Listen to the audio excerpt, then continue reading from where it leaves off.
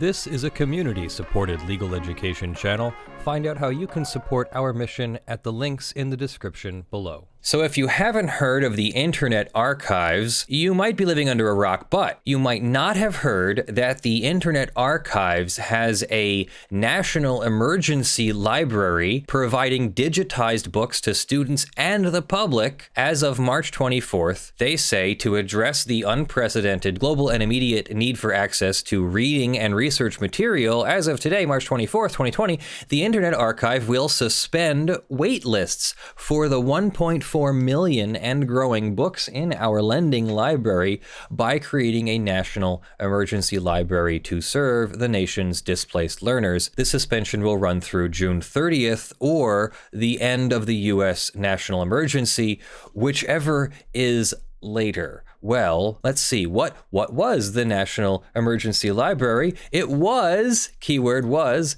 a temporary collection of books that supported emergency remote teaching, remote research activities, independent scholarship, etc. It closed on June 16th. Why did it close early? We moved up our schedule because last Monday, 4 commercial publishers chose to sue Internet Archive during a global pandemic. However, this lawsuit is not just about the National Emergency Library. The complaint attacks the concept of any library owning and lending digital books, challenging the very idea of what a library is in the digital world. This lawsuit stands in contrast to some academic publishers who initially expressed concerns about the NEL but ultimately decided to work with us to provide access to people cut off from their physical schools and libraries. We hope that similar cooperation is possible here and the publishers call off their costly assault. So the lawsuit is not over just because the library has closed its lending program. And they go on to say, controlled digital lending is how many libraries have been providing access to digitized books for 9 years.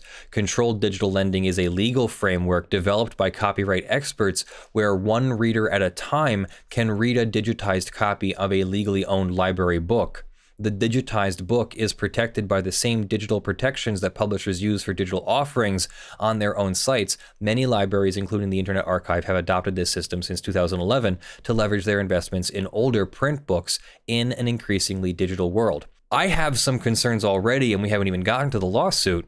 If they're taking print books and digitizing them without authorization, that's not authorized. That's illegal. That's copyright infringement. That's piracy. And so wait, hang on.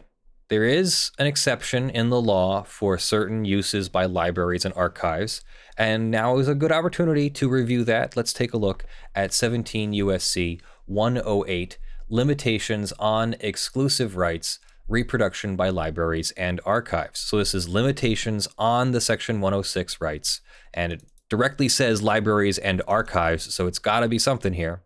And it says, except as otherwise provided in this title and notwithstanding the provisions of section 106, it is not an infringement of copyright for a library or archives or any of its employees acting within the scope of employment to reproduce no more than one copy or phonorecord of a work, except as provided in the lower sections B and C, or to distribute such one copy or photorecord under the conditions supplied by the section. If, 1, the reproduction or distribution is made without any purpose of direct or indirect commercial advantage.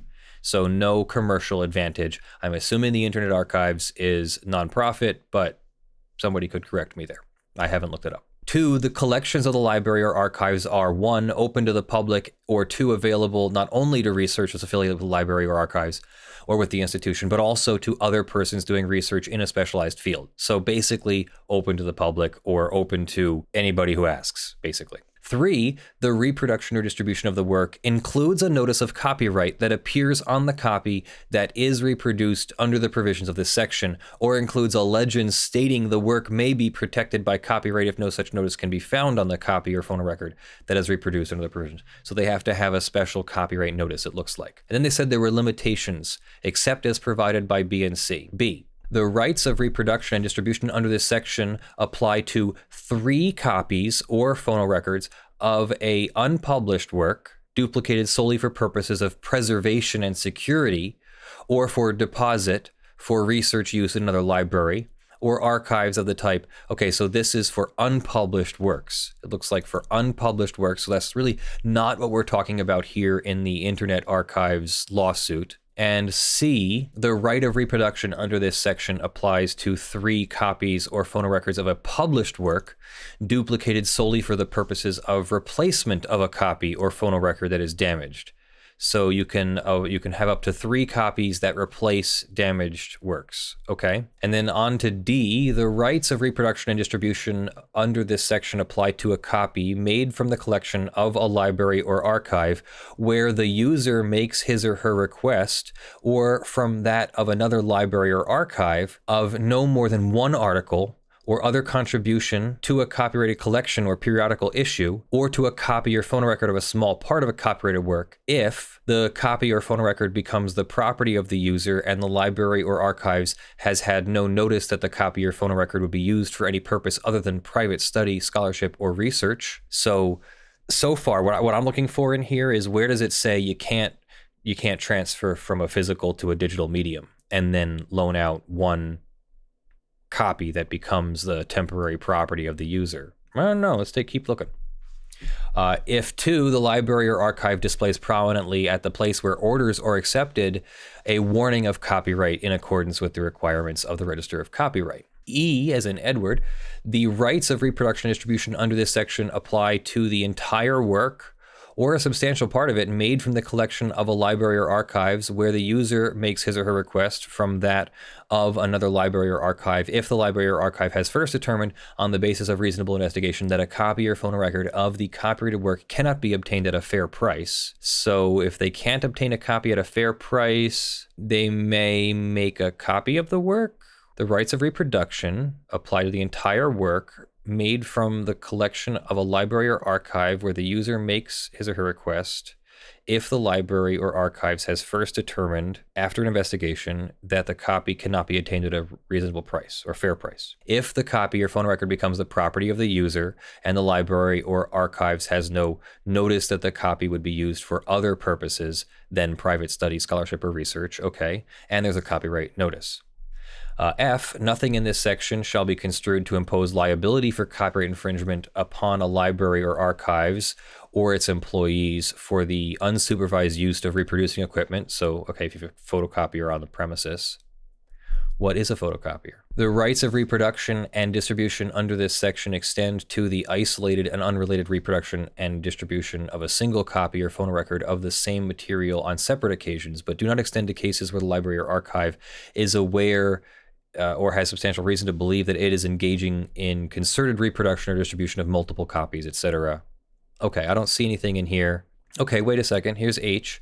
For the purposes of this section, during the last 20 years of any term of a copyright, okay, they can make reproductions for purposes of preservation, scholarship, or research if the library determines on a reasonable investigation that none of the conditions set forth below, if it is subject to normal commercial exploitation, cannot be obtained at a reasonable price, and a copyright owner provides a notice pursuant to regulations, then they can make a copy or use a copy without further permission. The rights of reproduction under this section do not apply to a musical work, a pictorial work, a graphic or sculptural work, or a motion picture or audio-video work, other than a news audio-video work, except that no limitation shall apply with respect to rights granted by subsections B, C, and H, or with respect to pictorial or graphical works published as illustrations, diagrams, or similar adjuncts to works. So mostly it applies to books and magazines and newspapers, not to pictorial, graphic, or sculptural works. So those aren't, art museums are for that kind of thing, not necessarily libraries. So that's interesting. So that means that they should have the right to make some kind of copy. It doesn't say you can't transcribe your physical copy to a digital medium and then control the digital medium so that only 1 copy is available at a time, becoming the temporary property of the lendee, and then comes back to the lender or the library. So interesting. Now with that context, which I realized was a lot of context, but now with that context, let's see what in the world this lawsuit was about. This lawsuit that shut down the Internet Archive's National Emergency Library. This is in the United States District Court for the Southern District of New York, and this is Hachette Book Group and HarperCollins Publishers and Wiley & Sons and Penguin Random House. So that's, the big four. I guess there could be others. I'm not into publishing, so I'm not entirely sure if there are more, but those are big publishers. Plaintiffs bring this copyright infringement action against Internet Archives in connection with website operations it markets to the public as Open Library and/or National Emergency Library. Plaintiffs are four of the world's preeminent publishing houses. Defendant IA is engaged in willful mass copyright infringement without any license or any payment to authors or publishers. IA scans print books, uploads these illegally scanned books to its servers, and distributes verbatim digital copies of the books in whole via public-facing websites. With just a few clicks, any internet-connected user can download complete digital copies of in-copyright books from defendant. The scale of IA's scheme is astonishing. At its open library located at www.openlibrary.org and www.archive.org, IA currently distributes digital scanned copies of over 1.3 million books. And its stated goal is to do so for millions more, essentially distributing free digital copies of every book ever written. Despite the Open Library moniker, IA's actions grossly exceed legitimate library services, do violence to the Copyright Act, and constitute willful digital piracy on an industrial scale. IA not only acts entirely outside any legal framework, it does so flagrantly and fraudulently, and it proceeds despite actual notice that its actions constitute copyright infringement. For the avoidance of doubt, this lawsuit is not about the occasional transmission of a title under appropriately limited circumstances, nor about anything permissioned or in the public domain. On the contrary, it is about IA's purposeful collection of truckloads of in-copyright books to scan, reproduce, and then distribute digital bootleg versions online. IA's unauthorized copying and distribution of plaintiffs' works includes titles that the publishers are currently selling commercially and currently providing to libraries in ebook form, making defendants' business a direct substitute for established markets. Free is an insurmountable competitor. Publishers have long supported public libraries, recognizing the significant benefits to the public of ready access to books and other publications. This partnership turns upon a well-developed and long-standing library market, through which public libraries buy print books and license ebooks, or agree to terms of sale for ebooks from publishers, usually via book wholesalers or library ebook aggregators. IA's activities are nothing like those of public libraries, but rather the kind of quintessential infringement that the Copyright Act directly prohibits. Moreover, while defendant promotes its non-profit status, it is, in fact, a highly commercial enterprise with millions of dollars of annual revenues, including financial schemes that provide funding for IA's infringing activities. By branding itself with the name Open Library, it thus badly misleads the public and boldly misappropriates the goodwill that libraries enjoy and have legitimately earned. IA defends its willful mass infringement by asserting an invented theory called controlled digital lending, the rules of which have been concocted from whole cloth and continue to get worse. For example, at first, under this theory, IA claimed to limit the number of scanned copies of a title available for free download at any one time to the number of print books of that title in its collection. Though no provision under copyright law offers a colorable defense to the systematic copying and distribution of digital book files simply because the actor collects corresponding physical copies. Then, in the face of the COVID-19 pandemic, IA opportunistically seized upon the global health crisis to further enlarge its cause, announcing with great fanfare that it would remove these already deficient limitations that were purportedly in place. Today, IA offers an enormous universe of scanned books to an unlimited number of individuals simultaneously in its National Emergency Library. Under whatever guise IA attempts to frame its massive infringement, whether adopting the invented CDL theory or filling the self-appointed role as National Emergency Library, its actions find no support in the Copyright Act. IA's defenses of its actions both before and after the onset of the COVID-19 crisis are baseless. First, while IA claims to serve an educational purpose, education has long been a primary mission and market of publishers. It is authors and publishers who create the books of scholarship and literature for educators, students, and other readers. IA creates nothing. IA plays no role in the hard work of researching, writing, or publishing the works, for that matter, in creating or sustaining the overall publishing ecosystem or its distinct partnerships and markets. Nor does IA contribute to the underlying scholarship through commentary or criticism. Moreover, IA's massive book digitization business has no new purpose that is fundamentally different than that of the publishers. Both distribute entire books for reading. In short, defendant merely exploits the investments that publishers have made in their books, and it does so through a business model that is designed to free ride on the work of others. In doing so, IA undermines the balance and promise of copyright law by usurping the publisher's ability to license and sell the books that they have lawfully produced on behalf of authors and for the benefit of readers. IA's self-serving assertion and promotion of controlled digital lending as both an actual legal doctrine and a justification for its infringement affronts the most basic realities of the law and the market it propels. As a matter of markets, IA's one-to-one conflation of print and ebooks is fundamentally flawed. Digital books are inherently different from physical books. They can fly around the world in a second. They do not degrade over time as physical books do, and they require devices to read them.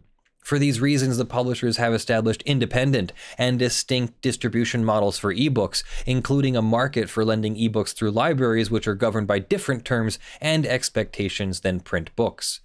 No concept of fair use supports the systematic mass copying or distribution of entire books for the purpose of mass reading, or put another way, for the purpose of providing to readers the very thing that publishers and authors provide in the first place through lawful and established channels. IA does not add something new to the plaintiff's books with a different purpose or character, thus it cannot even begin to make the all-important showing that its use of the works is transformative.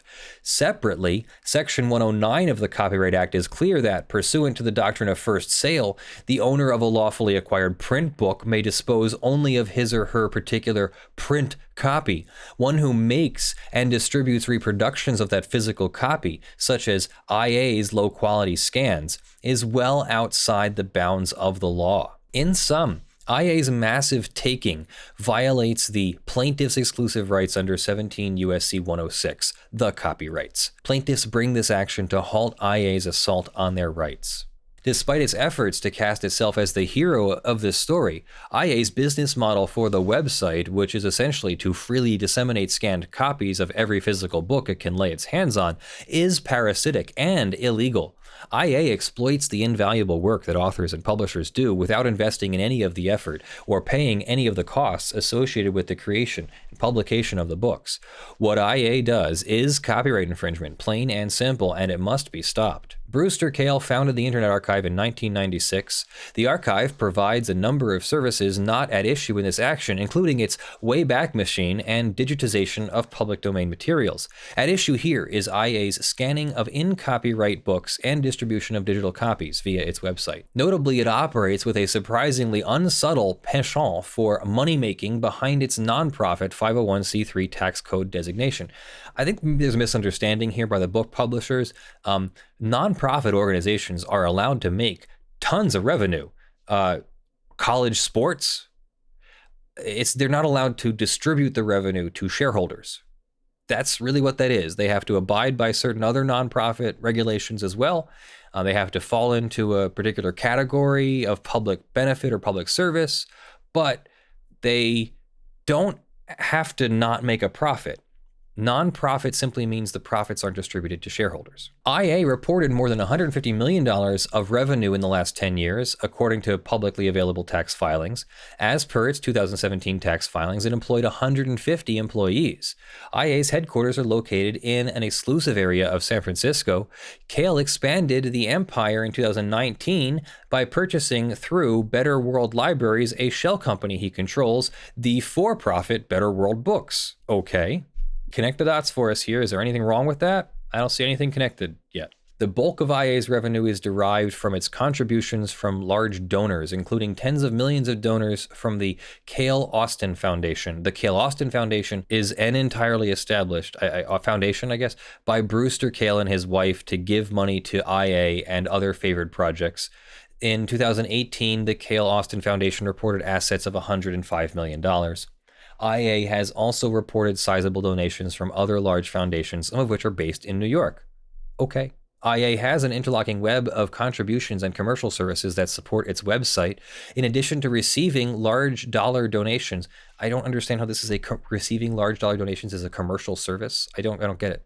IA has made tens of millions of dollars from selling commercial services. One of the services it offers is industrial scale book scanning and digitization, which has generated more than $25 million in revenue since 2011. I think we're going to see that that's a little bit different than what they just described in that paragraph. But they do go into it, so let's go down. IA started the Open Library in or around 2006 with the goal of providing one web page for every book published. An online catalog of all books in the world was not a novel concept.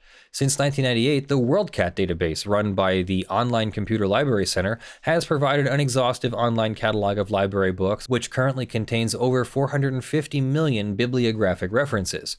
But IA was not content with a resource tool designed to help users find books. Taking a step further, IA created the website with the goal of providing free downloads of entire copies of every book ever published. Over the course of several years, IA has gradually built up a program designed to obtain vast quantities of print books in bulk, scan them on an industrial scale, and distribute digital copies through the website without any license from the copyright owner. Quick interruption here. Back when we read this section 108 here, where did it say that you can't transcribe or transpose or transform from a print to a digital medium for these library and archive purposes? I don't see that in here. It just has limitations on unpublished versus published, and it has to be one copy at a time. There have to be copyright notices, etc. So assuming, for argument, that the Internet Archives is obeying the rules in 17 U.S.C. 108 in the regular lending program, not this unlimited emergency lending program, it sounds like that was okay to me. Just so far, sounds like that was okay to me. I have an open mind about this. I could change my mind at any moment based on what evidence and law I'm reading. So let's go back and keep going. IA engages in this massive industrialized scanning of print books to create digital files in large part to evade the publisher's commercial terms for ebooks, and because DRM precludes the duplication of plaintiffs' ebooks. In other words, IA employs this end run as a means to avoid both the publisher's ebook use restrictions and the dictates of the DMCA by creating its own bootleg electronic versions of the books through scanning. But that end run is unlawful and equally harmful to the publishers and their authors, who receive no compensation for IA's reproduction and distribution of their works in digital form, and whose paid offerings cannot readily compete with IA's free but unlawful versions. In a 2017 interview, IA's founder stated, "We're trying to make all the published works of humankind available to people permanently. If you're curious enough to want to have access, we can make it available to all the books, music, video, webpage, software lectures available to anyone wanting to have access." In recent years, they have ramped up their efforts. In 2019, they aimed to increase the acquisition of books and digitize 500,000 books per year. As the number of scanned books on the website increases exponentially, the misrepresentations they employ to justify their infringing activities are exposed. They frequently characterize the books as 20th century works that do not have active sales or available ebooks, as if infringement is allowed if a work is not readily available. There was something in section 108 here about when it was not readily available. There is something in here about an unpublished work if it's not available. I think they're talking about this one under H. For purposes of this section, which is this whole section, during the last 20 years of any term of copyright of a published work, a library or archives may reproduce in digital form such work, or portions for purposes of preservation, scholarship, research, or I guess, if such research or if such library archive has determined that none of the conditions set forth in here apply, that the work is subject to normal commercial exploitation. So yes, what they would be doing is maybe saying, oh, this must be within its last 20 years of copyright and it's not available, when I guess it is. But this old book's defense is a fantasy, as is evident from IA's own figures and the works in suit. Many of the books that IA provides in the most popular categories, such as biographies, were published in the years leading up to 2000 and in the 21st century, with relatively few books from earlier in the 20th century. This is evident from their own graph illustrating the year of publications for its biographies. Indeed, the works in suit include books first published in 2019, including The Man Who Solved the Market, How Jim Simons Launched the Quant Revolution by Gregory Zuckerman, with a publication date of November 2019. In short, IA directly harms the plaintiff's print and ebook markets in all market segments by providing competing substitutes for numerous original works currently available in their catalogs. IA knows that it cannot proceed with the mass digitization and distribution reflected by the website without an agreement with the publishers and on mutually agreed terms. So free copies of books, clicking on a book takes them to the website. It looks like this. You can buy this book, which goes to the Better World Books website. There is a read or borrow. Books in the read category are books that IA presumably has concluded are in the public domain. Books in the borrow category are not in the public domain and are presented through the so-called controlled digital lending protocol. Borrow is a euphemism for an illegal reproduction or distribution. Under IA's controlled digital lending, a website user can download a certain number of books at a given time, which IA has currently set at 10. Once IA has distributed the maximum number of books, he or she must check a book back in before taking another one out. Although there is nothing to prevent a user from circumventing this limit by setting up multiple accounts. Each loan lasts for a 2-week period. When the period ends, the book is supposedly checked in by the website. Until the recent pandemic, IA also enforced an owned-to-loaned ratio that restricted the number of users who could borrow a copyrighted book at once. In theory, this means that the number of scanned copies of a title downloaded from the website at any one time cannot exceed the number of print copies of that title owned by IA or its partner libraries. If that number is exceeded, the user is put on a wait list. Users that have successfully checked out a book can read it immediately on the website's book reader platform. IA publicly displays a copy of the work on that platform. The interface operates in the user's web browser. Looks like this. IA also enables users to download and view copies of books using the Adobe Digital Editions software.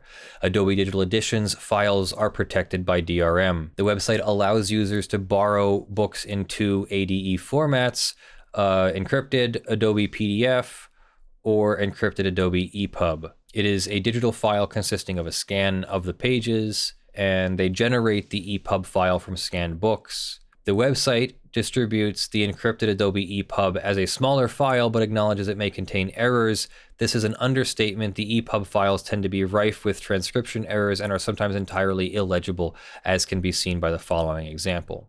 So there's a picture, and obviously it didn't do a great job. Defendant builds its website as an accredited California State Library, run by the nonprofit Internet Archive, but this branding fraudulently misleads on several levels. The Open Library is not an accredited library by any commonly understood definition of those words. The reference to accreditation refers, upon information and belief, to the fact that the state of California provided AI with federal funding through the Library Services and Technology Act in or around 2011. LSTA awards are available to a wide array of organizations, not just actual libraries, including, for example, the Los Angeles Philharmonic Association.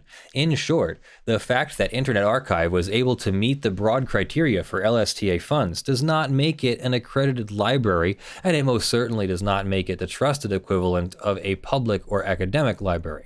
IA has implemented an industrial process that enables it to scan millions of books it has acquired and continues to amass.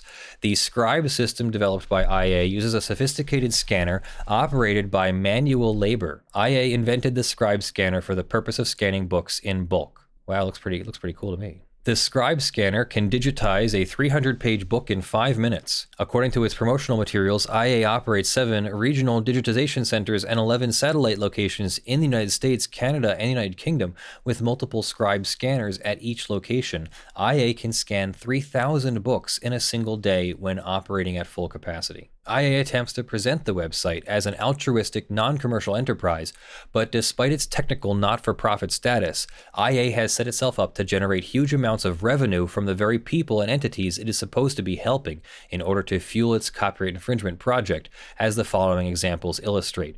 IA should be seen for what it actually is, a commercial actor. So then they go on. IA operates a major commercial business, performing scanning and hosting services. This provides a critical revenue stream that they use to fund its piracy scheme. IA first induces various libraries to pay to have books in their collections scanned at a set price, and at the same time, copies of all of the works scanned are provided to the open library. While most public libraries have agreed to scan only public domain materials, on information and belief, IA has earned substantial fees scanning and uploading some library collections of copyrighted books. Evidence from their publicly available tax records confirm they have made over $25 million from book scanning since 2011. Of course, IA also profits from adding copies of the books it scans to its website using funds from donations, foundations, and elsewhere. Now, aside from the emergency library that we're going to talk about in a moment, didn't the plaintiffs just say that they only do a one-to-one lending thing?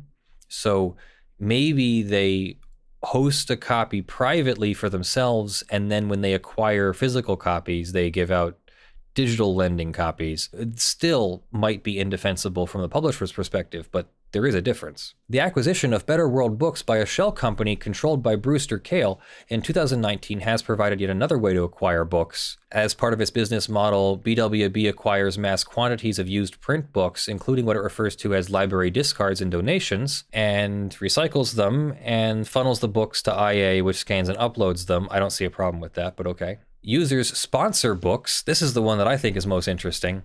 IA also earns revenue from users in exchange for special access to individual book titles through its sponsorship program. In brief, IA gives users the option to sponsor books that it does not have and wants to add to its collection.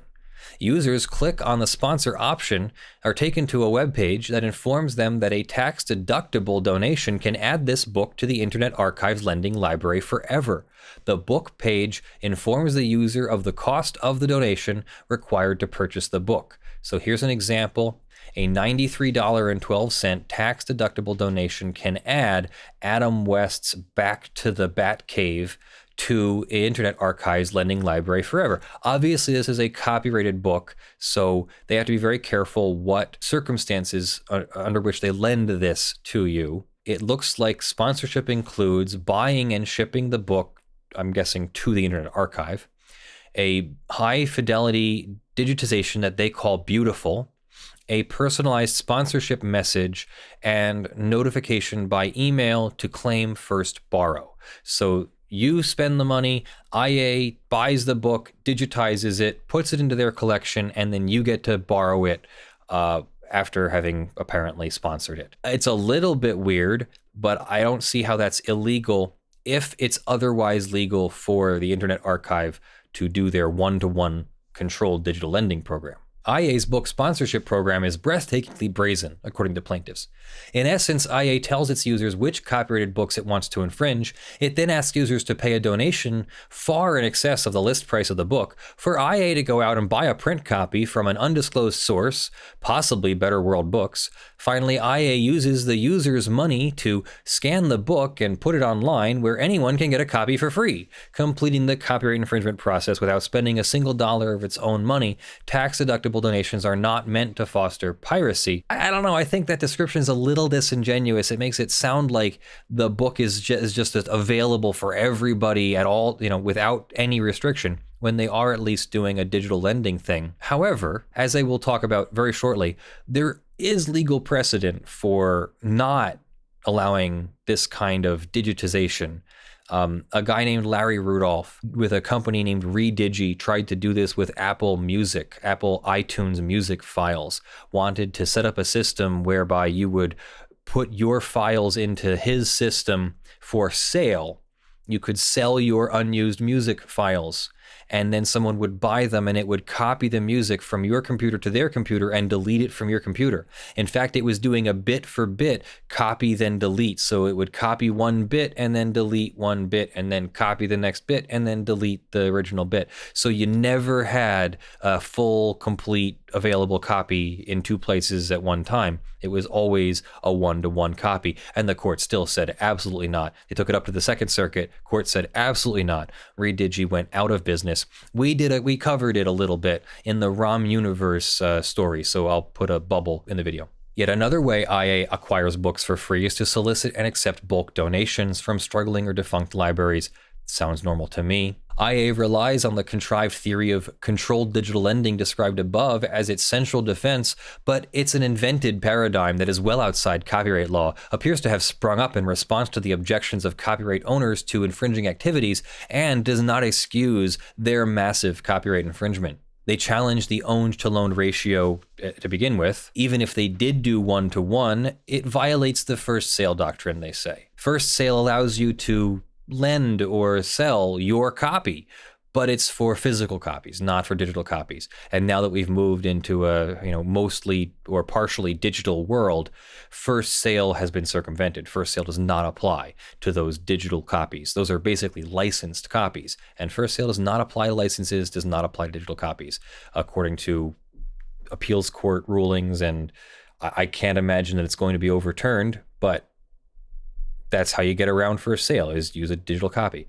And that's why some people like me like to buy a physical copy of our Nintendo games and PlayStation games and things, because then I can alienate those later. I can sell them, or I can give them away, or I can take my copy and bring it to Luxembourg and play it on Kaylee's PlayStation, because it's not locked to mine here at home. So first sale doesn't apply according to them. IA has called it format shifting and fair use, which the Redigi case says exactly that. It's not. And then they opened the National Emergency Library, which suspended the owned to loaned ratio, allowing unlimited lending even when there's not a corresponding physical copy. It assured authors it would abide by a notice and takedown system that has nothing to do with whether it committed copyright infringement. The plaintiffs explain that the defendants are not entitled to safe harbors. I kind of agree. We'll see. This is getting kind of long, so I'm going to be really skimming here. So basically, the publishers are upset that there are all these verbatim digital copies that are being made available, one, under the controlled digital lending program, and then two, under what I'm going to call the uncontrolled digital lending program, or the National Emergency Library. And so that's why they took down the National Emergency Library. But I think they're still doing the controlled digital lending program. And so the lawsuit is still a valid lawsuit.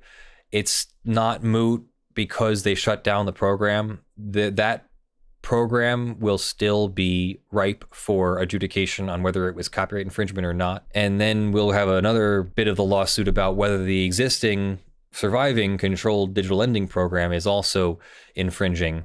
The only difference between the Larry Rudolph and Redigi cases, that was a commercial effort. This Internet Archive is a not-for-profit or non-profit effort. So maybe that makes a difference, and maybe there's a way that a court can find that the Internet Archive is allowed to transform from physical to digital and then lend one-to-one. I would like to see that.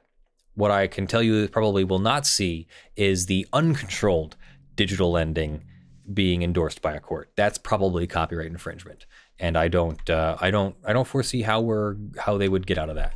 So what are the damages?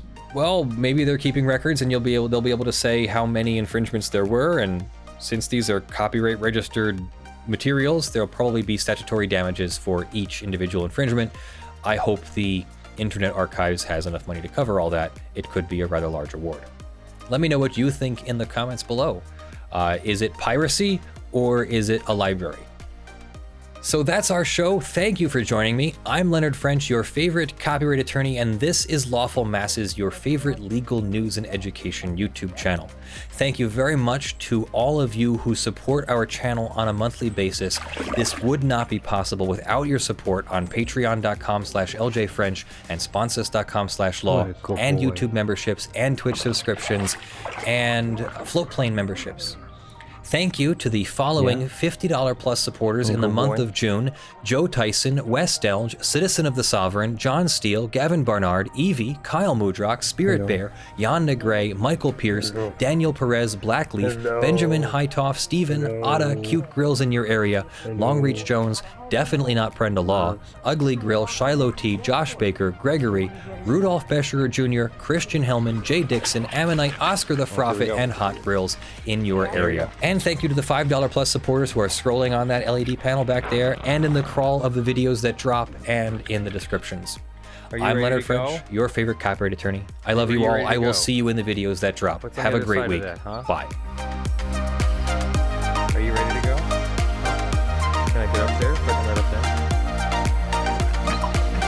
Oh, he pushed. Oh, and that's one dog in the pool. What?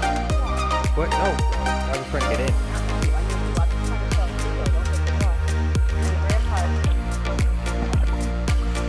Hey, no hitting the wall.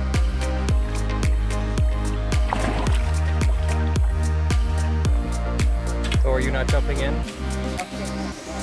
You have to have a ball to jump in? Is that Miss Princess? Princess needs a ball?